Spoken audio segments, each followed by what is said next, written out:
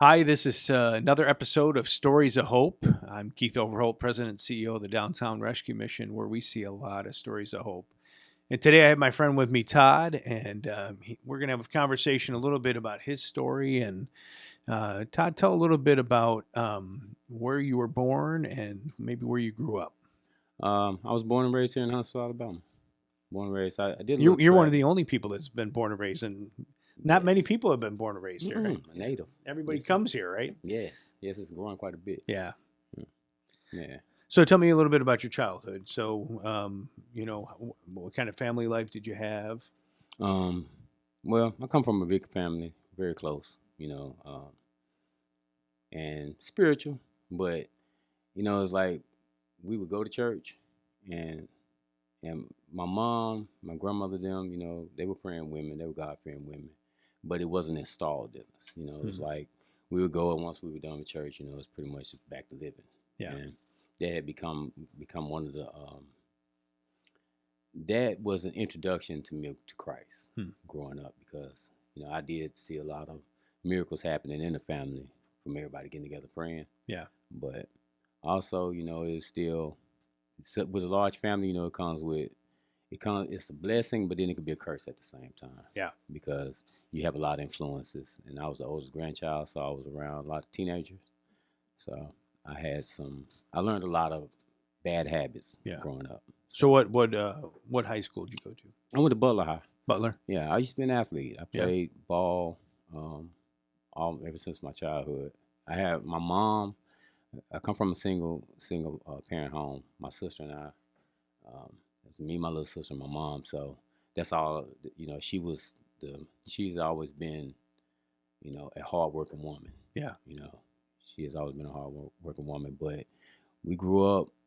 She didn't want us to. She didn't want us to feel like how can I put it? We were poor. Yeah. So she did everything she could to make sure that we had everything we ever wanted. Yeah. But yeah. And when you're that age, a lot of times you're like, you have no idea if you're poor or not, right? Exactly, because especially if you have a parent that's really pushing to, you know, uh, do things that are fun and So what kind of ball did you play? I played football, baseball, basketball. I ran track. Wow. I got into a little boxing and stuff. Wow. Yeah. And played for Butler. Yes. Yeah. Played football for Butler. So high school years come around, and you said you were starting to get with some kind of bad crowd, or Well, in high school, not really, not necessarily so, because like the neighborhood I grew up in, it was a lot of us out there. Yeah. You couldn't live out there unless you had a child in an apartment complex called Cherokee, being on the south side. Mm-hmm. And so everybody were originally from different projects and a lot of our parents grew up together as well. So the neighborhood was beautiful because we all were brothers and sisters out there. tight knit, right? Oh yeah. Yeah. If your mom could whoop my butt, my mom could whoop your butt. Yeah. If you acting up. So that was awesome. Yeah. Awesome childhood. So high school, did you graduate? No, I ended up getting my GED. Okay. Because as I grew in popularity there, I got in quite a few fights at Butler. Yeah. Butler at the time, this is before the police and security was in the school. So we were pretty wild. But so because of you, they put the police in the schools? uh, No, I'm kidding. I'm kidding. So what was up with your fighting? Why were you fighting so much? When we were growing up in our neighborhood and stuff, you had to fight. Yeah. There was no running or walking away. Yeah. If somebody called you out, you had to be a man and fight. Yeah. And so Otherwise, you get a bad rap, right? you get beat up by everybody. Yeah. It'd be nonstop bullying. Yeah. So, but I was pretty good at it. So me and my friends, like I said, we had our fights, but we were all family. Yeah. You get into it and you work it out. Be out there playing basketball 10 minutes after you got through fighting. Yeah. Or something. And that's how brothers are, right? Exactly. Yeah. And so when we got in school, a lot of the guys from other projects, of course, we went from McDonald Elementary to Stone. And Stone is right there by the projects. And there's a brewery. Yeah. But, yeah. So a lot of guys that was at the school was family of mine as well. And so then I started getting to do some of the bad influences, but it didn't really kick in until later on in high school because then females got involved. Yeah. And so talk about that. What was it about the females and as you got a little older in high school? What was going on? Well, when you when you are an athlete and you're pretty good on the team, you know, it's Yeah. gonna bring attention. Yeah. And so, yeah, it brought. So that brought girls. Oh yeah, a lot. Yeah. Yeah, And most of the time. so was that a path that was not so good, or what happened with that? It turned out to be not so good Yeah. because at first, you know, back then, you know the old saying, "A guy sleep with 1,000 girls is a hero. Yeah. Girl sleep with 1,000 guys is a hero" type deal. Yeah. And so, I had I had uncles that encouraged it. Yeah. You know, family members encouraged it, and friends. So that was like one of our main focus: as many girls as you can. Yeah. You can get to know. Yeah. I guess the best way to say it. So high school, you're kind of the athlete. Everybody knows you. Mhm. Dabbling in a little bit of girls, and Mhm. excuse me. So high school ends. What happens to you in your life? What are you doing then? Well, with high school, I ended up getting my GED because it was suggested I go to the military. You know, my mom had finally got married, you know, before I left elementary school, and my stepdad, he was a drill sergeant, so you know, he was not um, he, he was not the most devoted man. Hmm. And my mom, you know, but she was the type of woman, she wanted to be married one time in life, so Yeah. she was willing to deal with Yeah. whatever. And so as I got older, you know, I've seen him, you know, domestic violence and stuff like that, and so that really started changing. You know, it affected me in a big way. Yeah. Because, like I said, my mom was all I had. Yeah. You know, and so.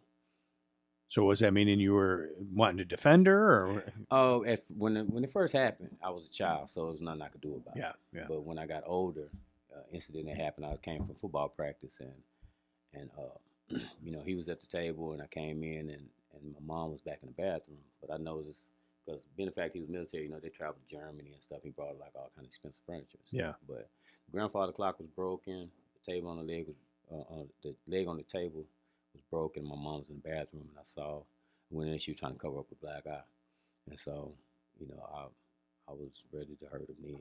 Yeah. You know, but by the grace of God, it didn't happen. Yeah. You know, he really intervened with it because, you know, my mind was in a real bad place at that time. Yeah. And so, yeah. But, you know, she stayed with him for a while, and it got worse. So was that hard for you as a son to see that abuse going on? Oh, yeah. And how did you deal with that yourself? Personally, you know, I really had, you know, he had 2 guns in his closet. Hmm. And when he had left to wash his cars, you know, I had bad intentions at the time. And as I'm old now that I'm older, when I start looking back on it, I saw how God intervened. Yeah. Because the house right down the street, because I was waiting for him to come home, and he never came home. And so I got in the car and went to go look for him. And the house at the end of the street used to be my aunt's house, but she had moved out. And one of my friends who played football with me had moved into it. And as I was passing by, he came outside and he flagged me down. And when he came to the car, he saw the guns. And so he was like, "Man, why don't you come in the house?" And this is one of the first times I ever smoked weed, you know. But went in the house and smoked blunt. It changed my whole attitude. So I went and wiped the guns off, put them back up. He never knew that this was going to happen to him. Yeah. But, you know, that was the first time I started. How old do you think you were at that time? I was like, I think I was 18. 18, yeah. So high school's done. You're moving on at some point from your house. What happens there? What are you doing? I had plans to go to the military. Yeah. And what happened to those plans? Well, I went to Lexington, Tennessee to chill with my uncle and my cousins out there for a little while to work and try something different. But when I came back to go to the MEP station, I found out I had detached retinas. So they sent me back here. It was like I had emergency surgery on both eyes. And then the following week, my right eye came detached again. So they had to go back in and put a buckle in it, which is like a silicone ring to weld it back together. And so that disqualified me from the military. Wow. And it put a wrench in my plans because everything was based around that. Yeah. You know, excuse me. So that was real. So I'm hoping you're going to tell me that the buckle works, because I just had that done in October. Oh, you did? Yeah. Oh. I had a buckle, Saquon buckle put on my eyes. In fact, they put 2 of them on one of my eyes. Mm-hmm. And I was having some issues from the same thing. So I'm hoping you're going to tell me that the eyes will get better, because I don't see so great yet. But yes, it distorts your vision a little. Yeah. But it does get better. But mine, a cataract has grown into it, so I can't really see out my right eye at all. So the cataracts, are you going to be able to get those taken out. Yeah. I hope so, but it comes to it in advance so much that I would have to find somebody to use the old techniques to remove Yeah. it. So you had 2 detached retinas in your eyes, and then the other one went again. The following You had to week. have the buckle put on, so that disqualified you from the military. So what are you Yes. thinking in life right now? Well, you're 18, 19 years old, right? Mm-hmm. And what are you thinking now? What are you going to do for the future, right? Yes, I really had no contingency plan. Yeah. You know, and now mind you, I still was involved in church. I would go. Yeah. But that was about it. I was singing in choir and stuff. Mm-hmm. But I had no contingency plan, so I got into selling drugs. You know, I started selling weed, Yeah. and I attended UH for 2 years, but I was really there for the women and the money. Yeah. You know, I really wasn't attending college. And dealing was the easy way for you to make money, It was. and was good money, probably, right? It was good, but I held down the job. I worked. Yeah. You know, and I made pretty decent money, but the attention that the weed, you know, being the fact I smoked weed at the time. Yeah. And the attention that it brought, you know, I kind of started indulging in a lifestyle. Yeah.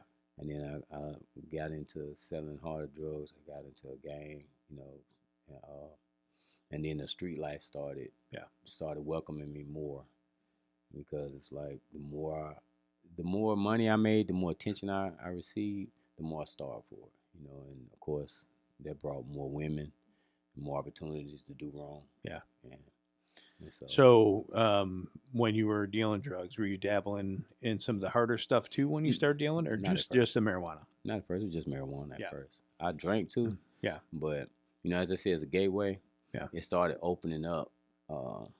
It started opening up my spirit to want to receive something different. Yeah. You know, and so I started I started wanting to please the flesh more than anything. Yeah. You know, because it became one of those things where it's so easy to find pleasure. And it felt right. Yeah. I could always justify my wrong back Yeah. then. You know, it was always a reason to do it. You know, and Feels good at first, right? yeah, But then, yeah. It's all fun again. Somebody get hurt. Yeah. You know? So how long do you think you were doing the dealing on the side?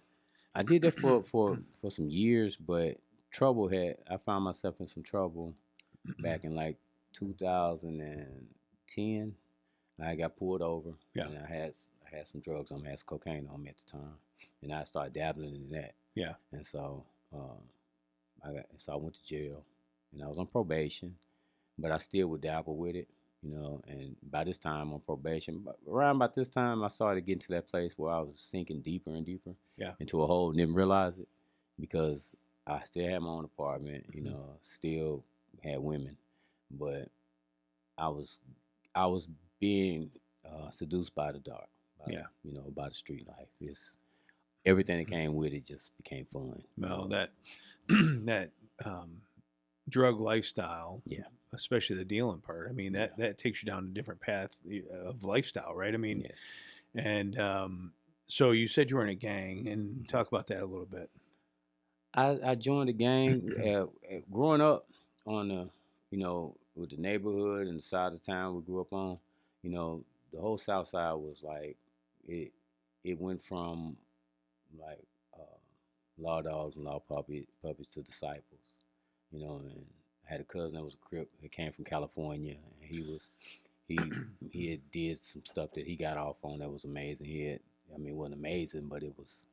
But you know, he was like one of the first drive-bys in Huntsville. Wow. You know, and so he brought that lifestyle, being in the Crips from Los Angeles out here, or California. But we had other influences, like guys from Chicago would come down. Wow. And they introduced us to the Gangster Disciples. Yeah. You know, and being the fact, the Stone is when I first started getting introduced to that, and it was cool at the time. You know, it was real cool, because the whole North Side was like Bloods, and the whole South Side, you know, we didn't get along with the North Side. For Huntsville to be so small, at that time, it was crazy on how we had a divide. Like the South Side, everybody wore black and gray. You know, Kings or Raiders outfits, and everybody on the North Side wore the Bulls of the Heat. And you would not go on that side. And I had family on that side. You go visit them, but you didn't just be on that side in the wrong place. You get beat up or something, and vice versa. So, and then, so they really split by like basketball teams almost. I mean, you're saying people on the north side wore like that was the color of the Bloods. Yeah, you know, red. Yeah. And so the Bulls logo was an acronym. For their gang, and Kings and Raiders was an acronym for South Side. Yeah. You know, it Black had, and gray. yeah, Yeah. and Yeah. so and that was that became one of those things where it was, all my friends that I went to school with and stuff, not just ones I grew up with, but the ones I went to school with, that we got close or whatever. It became one of those things where we all rode for each other. If something went down, I'm riding with you. You make a phone call, I'm coming. What attracted you into the gang lifestyle? Music, Yeah. and then being the fact that with my stepdad and stuff, I realize now that a lot of that had a lot of effect on a lot of judgment because I didn't understand. I didn't understand why my mom wanted to stay with him. I didn't understand because I felt she would do everything she could to keep him happy. Yeah. And so then it started becoming a divide between me, my mom, and my sister because I was the outlaw. Yeah. It seemed like when I came home, he always had a problem with something I did. And so, that's what part of the reason when I dropped out of school, I moved out. I stayed in the streets then. I would come home on occasion, but I pretty much stayed in the street. I was always, and it was funner to be in the streets because the streets, like I said, it welcomed me. It was more welcoming than home. Well, you had the lifestyle of your brotherhood. I mean, that's something you talked about when you were in high school. You love that brotherhood, right? And that's what a gang brings about a little bit, right? Oh, yeah. But then you had the women, right? And then you had the drug lifestyle. So, how many times you said you were in jail, right? And how many times did you go to jail? At that particular time, that was my first time ever going to jail. And then, they put me on probation. So I was on probation for a while, but I couldn't stop smoking weed. Yeah. And so I had, and I failed a drug test one time. So they were testing you, and you kept smoking. I kept smoking weed. Yeah. And so, but I had gotten married. Back in high school, I had a son, and that's what motivated me to really want to go to the military was him. Yeah. And his mom was older, and she wasn't the best, example of a baby mom. Yeah. Whatever. Yeah. And so then it didn't work out between us, but I was still raising him, and then I meet another woman, got her pregnant. So when she had my daughter, I decided to marry her. And I was hoping my life would change, and she would go to church, her and my sister, and always invite me to go, but I would not go because I was having fun in my mess. Yeah. So I finally, God kept talking to me. I kept feeling that nudge, like I need to do something to change my life, and I tried it. I did. I went. I left and went to this program in Virginia that this minister kept coming by the house to talk to me about, and I went, and I had really truly tried to commit myself to walking with Christ, and then and while I was gone, some infidelity happened and caused us to to get into it. Because I came back home early. Yeah. Did she break it off with you? Well, she cheated on me. You know what I mean? And which rightfully so. It wasn't right. But now I'm older, I can admit that I had a lot of role in that happening. Yeah. It was my fault. A lot of it was my fault. And so when it happened, I completely abandoned faith. I went right back to what I was doing. Yeah. And that's what really separated us. And so, being the fact I had some knowledge, a little more knowledge about Christ, then it's like things spiraled out of control even more. And the drugs got worse. I ended up going to prison, because of the violation of probation. And so when How long did you serve in prison? Just a year and a day. Yeah. So when I got out, I had make those promises because in prison, I didn't indulge in none of the nonsense. But when I got out, I was like, when I get out, I'm gonna live right, and I thought I could do it on my own. Yeah. And then eventually, shortly after, I got back and just going back doing the same stuff I was doing before. So it's kind of becoming a cycle. You get out a little bit, and then you get away from it, but then you get right back in, right? Yes. So what was it that brought you finally to the rescue mission and getting into the program? I went to jail again back in 2021 for a shooting violation. I shot at somebody. I was living in Decatur, and by this time, I had been doing drugs so long that it became a part of me. You know, No. it was like, No, and you don't have to tell me, but what's the reason you were shooting at somebody? it was a disagreement.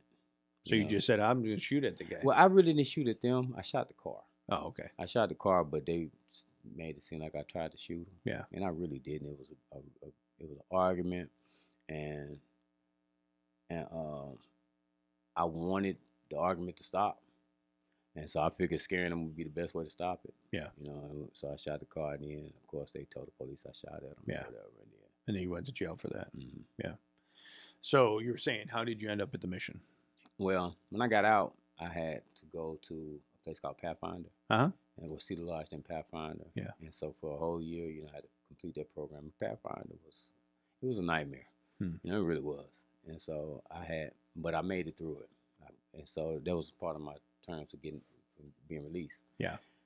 And no drugs, no alcohol for a while.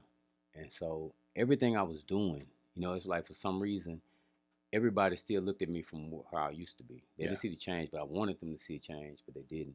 And everything I was doing just kept going wrong, and I couldn't make sense of it. It's like, why everything I do keeps going wrong? Why I keep having these bump heads with somebody? And I lost a job. Well, first my car broke down, lost a good job because I couldn't get to work. And then I had a van broke down, and it didn't make sense like within a month's time apart. So then I ended up on the street. I ended up homeless. Well, prior to me that happening, you know, my oldest uncle was one of my biggest influences because he was on drugs before, and he got off of it. And he was living a good life, and he was somebody I could talk to. Yeah. And I spent a lot of time with him within the last month of his life.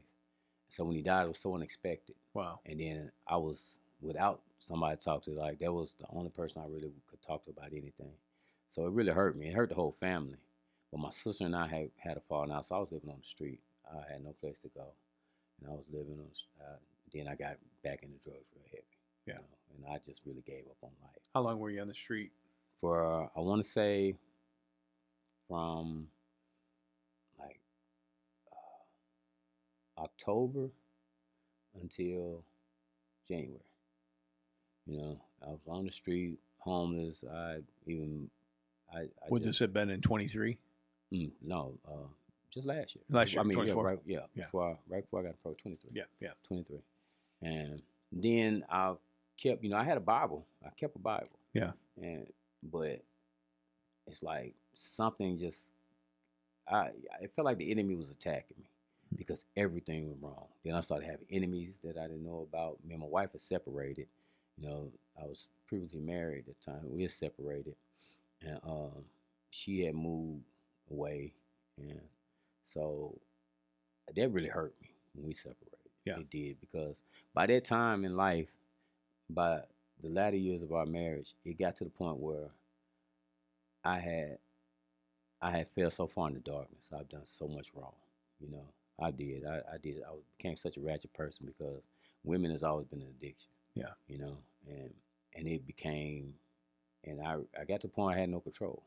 You know, drugs and everything that came with it. Just, and who's the next woman I can get, right? Yeah. You know, and the thing is, you know, it got real dark. Yeah. It got real dark. Yeah. You know? And so while I was on the street, you know, I couldn't understand. Nothing made sense. I was ready to die. You know, I got to the point in life where I didn't care no more.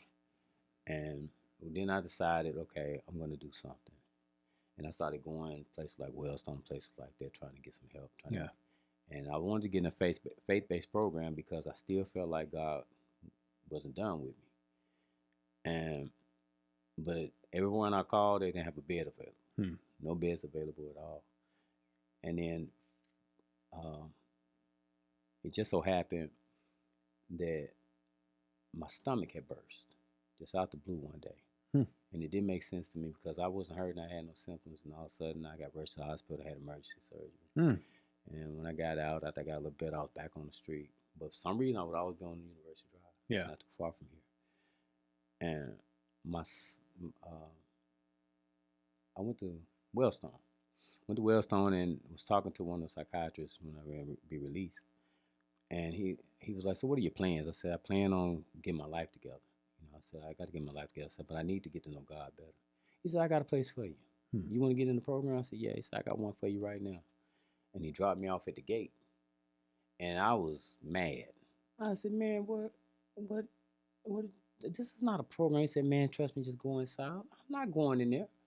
I said, I'm not going. That's a homeless shelter. I'm not going in there, man. And he kept saying, man, trust me. And he pulled off and just left me. Wow. And I was like, I'm not. So instead of coming in, I slept across the street up under the tree. I slept on benches, bus stations, and everything. I would not come in this place.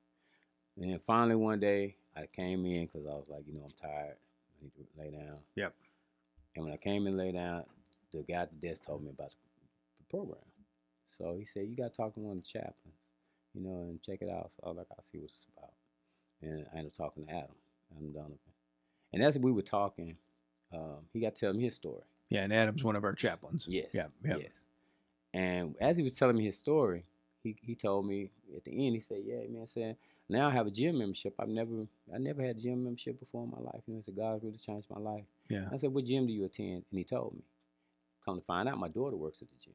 One of my daughters. Wow. And so I just brought up, I said, my daughter works at the gym. He said, who's your daughter? When I told him, they turned out to be real good friends. Oh. And so then immediately I was like, okay, God got me here for a reason. Yeah. Because that was like one of those signs. I always look for signs. But at that time, that was one I needed. So I talked, he had told my daughter he met me, and we talked. And then, finally the day came when he was like, come, where are you at? And I was down the street. He's like, be there when I get there. And I came in, and after he told me everything that the mission had to offer, it kind of blew me away. All he told me was about the curriculum, and that's what I really wanted to do. Years ago when I was younger, I used to feel like God was calling me to preach. Not saying that's what it is, but it's how I felt. Yeah. Because I always wanted to know God. I always wanted to get close to Him, but I didn't understand how.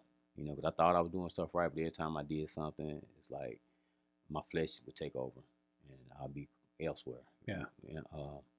So when I found out about the curriculum they taught theology here, I was like, I'm gonna give it a shot. Yeah. So when I got in, I realized I was in the right place because the second or third day I was here, I passed out, had COVID, woke up at the hospital, and I was like, okay, the devil's trying to stop me from getting in this place. Yeah. The stomach thing was still bothering me because I just got my staples taken out the day before I came in. Wow. And so that. And then I started seeing things. I know it was Christ who opened my eyes to things on the spiritual aspect, because I stopped looking at things for what they were and started looking at them for what was going on behind the scenes. And it changed things for me. Yeah. And then getting in the program, me and all the guys that came in with, we all were work in progress. Yeah. Still are. But at that time, each one of us was still like, we were trying to learn, but we really lacked a lot of understanding. But by the grace of God, the instructors you have here, they are truly anointed. The best way to put it, because good teachers. Yeah, very good, because through them, they introduced me to Christ in a way that I never thought I would have a relationship. And then I started understanding the craving that I had for so long, the void I had, all the desires I had was to get to know Him. Yeah. But I just couldn't relate, So I felt like everything else was the pleasure I needed. And then the way they taught us to dive in, Mickey, Adam, Morgan, Aaron, all of them, it's like what they started teaching us. It's like I've never been one to be a follower, but to learn to submit and to learn what it means to have the reprogramming of the mind, changing your mind, starting to believe and having faith. Yeah. And understanding that who Christ is. The introduction to Christ was the deepest, because that's something I struggled with for a long time. I prayed to God, and I feel like Jesus came to save us, but I didn't understand the relationship, the Trinity, none of that. I didn't understand it. So as I started gaining, all the questions I ever had in life have been answered since I've been here. Wow. And then the relationship I have with Christ now is something that is totally different than anything I've ever had before. Wow. And so I'm thankful. I realize now that it was God who led me here.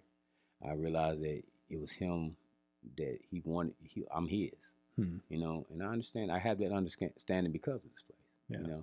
So when you were first couple days, you were not coming in the mission. No, not at all. I always say that it takes somebody to get sick and tired of being sick and tired before they come in. Did that happen to you? it was worse. Yeah. It was worse. Because God knows God knows how stubborn I am. Yeah. Like I said, I used to fight, so I've never been afraid or back down. Yeah. But it got to the point where he started stripping everything that I depended on away. Because I had idols outside of him prior to coming in. I understand why he's a jealous God. I understand that he is a jealous God. But I had so many gods before him. I had my hobbies. Um, like I said, everything else, all my extracurricular activity, I always placed before him. Yeah. I kept him in the back of my mind. Yeah. But he wasn't in the forefront of my life. He wasn't the first and foremost thing that I woke up for. Now trusting the Lord, Mhm. right, and having faith that in Jesus, and Mhm. that God is your Father. Yes.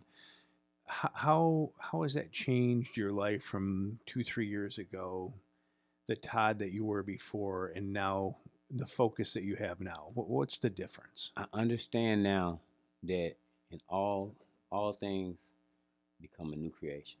Yeah. I understand that. I understand that I am adopted into the fold. That I'm heir to Christ. I mean, heir of God, and joint heir with Christ. I understand that now. It's like everything that I used to hear it, but it didn't really mean nothing. It's just words on a page. But now I understand that the written word and the living word with the Holy Spirit is life in you. I understand that now. So, but what is the feeling that Todd has? What's the difference? Is it assurance that you have in God, or is it, before you were dabbling in all this stuff, and now you're a different person? Yes. What does that feel like? It feels amazing. Yeah, it does. It really does. It feels amazing to not be ashamed no more. Yeah. Not to be ashamed of what I've done, because I know that Christ doesn't see me that way. I know when God sees me, he sees Christ in me now. Yeah. And that's one Amen to that. Yeah. So, we talked about your past, and in the past, there's a lot of things that at first feel good. The drugs feel good at first. The women feel good at 1st, right? But that's sin, right? And that's the sin that Satan tries to keep us away from God. Yeah. Boy, it feels good at first, but all of a sudden it starts going. And you said all these things that made you feel good at first took you down a dark path, right? Yes, they did. Then you come here and you find out, hey, God still does love me, right? Yeah. And what weight did that take off your shoulders? It changed everything. Yeah. It changed everything. It changed my walk, my talk, my thought process. I learned to take my thoughts and hold them captive. I learned the desires that God placed in me that was meant for righteous, how Satan had twisted them. Yeah. I learned now how not to do what I used to do. Even though I know sin is still present, it's still alive. It's still gonna be. It's still challenges that I will have to face. I understand, but the difference is, it's like when you are suffering away from Christ, you feel hopeless. Yeah. But when you're suffering with Christ, you know that there's hope, and it changes everything. It changes your perspective. I had a pastor one time give me the analogy that you have two dogs, one on either side of a fence. Mm-hmm. And one of them is your sinful lifestyle, and one of them is your Christian lifestyle. Mm-hmm. And whatever dog you feed the most is the way that you're going to go. So if you're starting to feed the sinful lifestyle again, well, that dog is going to get bigger and stronger, and it's going to attack the other dog, right? But if you feed the side that's the righteous side, the Christian side, it's going to be the same. It's going to be able to defend, because you're feeding that, and you're not going to turn back to the other way. So I love hearing that. So in the program, what's been your favorite class that you've been in? I really tell you the truth, I really can't say, because it's like, honestly, every single instructor's way of teaching is so unique, and it fits them. Yeah. I've learned so much from each one.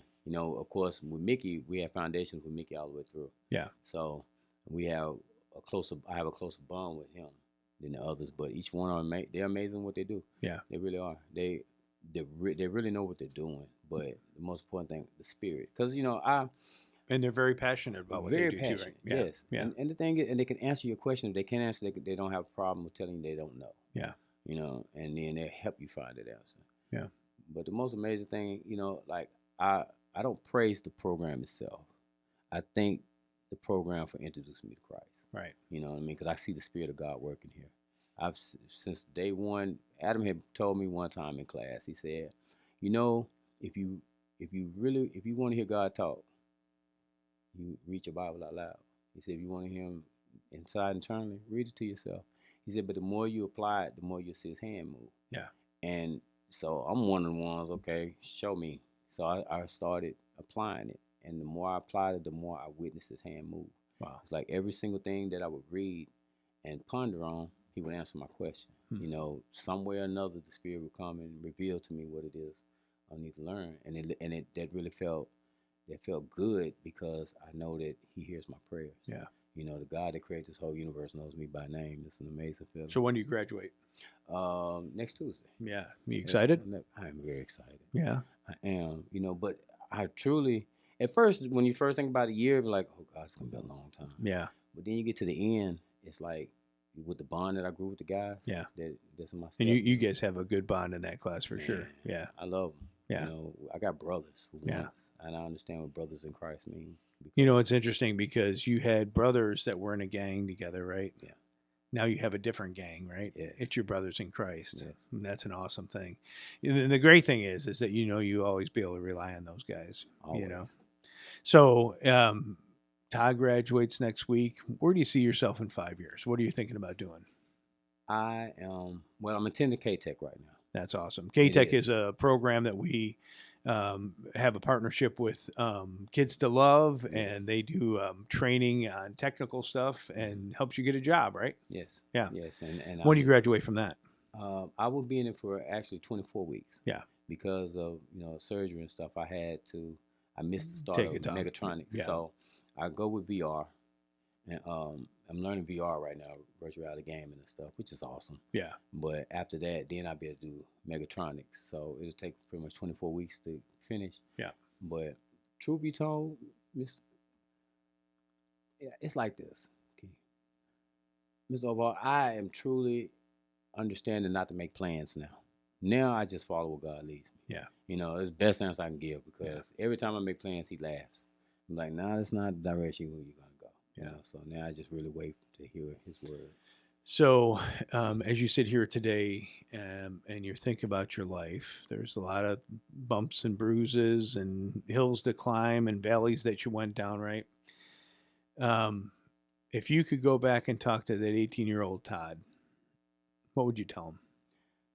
That God is in control. Wow. It's not Him. It's God. Yeah. And, you know, I've had a lot of times when I do these interviews that guys are like, listen, I had a lot of bad stuff that I went through, but I wouldn't give that up because it brought me to the place where I am today. What do you think about that? I agree with that 110%. Yeah. Now that I understand that before the foundation of the world was laid, that my story was written out. Yeah. As hindsight, I see, like even the way what led me here. Yeah. All roads led me here. There was no other option. God cut off every other escape, every source of what I thought was my strength or whatever. He cut all that off and He showed me who He was. Because I understand the wilderness part. You know, like be still and let me show you that I'm God. Yeah. I understand it now. And I'm thankful for the road I went down. I'm thankful for all the things that I've done wrong, you know, and I'm not ashamed of them no more because I understand that that's the only way that I might reach someone else is to be able to give them my testimony. Yeah. You know, and so I'm thankful. I wouldn't change a thing. Huh. So, talk about your family. Are you back involved with your kids at all, or is that a goal in the future? Tell me about that a little bit. God has repaired so many broken. He's fixed so many bridges I burnt. Yeah. He's opened doors I could have never opened. It's like everything I was trying to do in my own power, was just kept failing.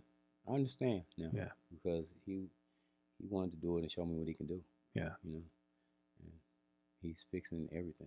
Yeah. So, do you feel like God's got you maybe to do some teaching or preaching in the future? Because you said that's something that's always been kind of in the back of your mind. What do you think about that? I don't mind sharing His word with anybody. Yeah. You know, whether That's I'm awesome. talking to one person or 100,000. Yeah. As long as I get a chance to share it.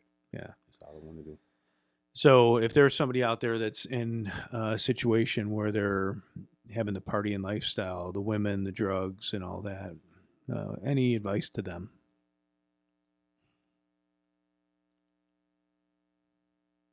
Yeah. Mm. Understand Christ loves you. So no matter what you're doing out there, there is a God, and He loves you. You know, turn to Him, and He'll supply everything you ever need. All desires you have, they'll change. And you realize that void you're trying to fill is not it. Yeah. So a lot of that for you was that you were trying to fill a void. Yeah. And now you filled that void with something else, and that's Christ Jesus, right? Yeah.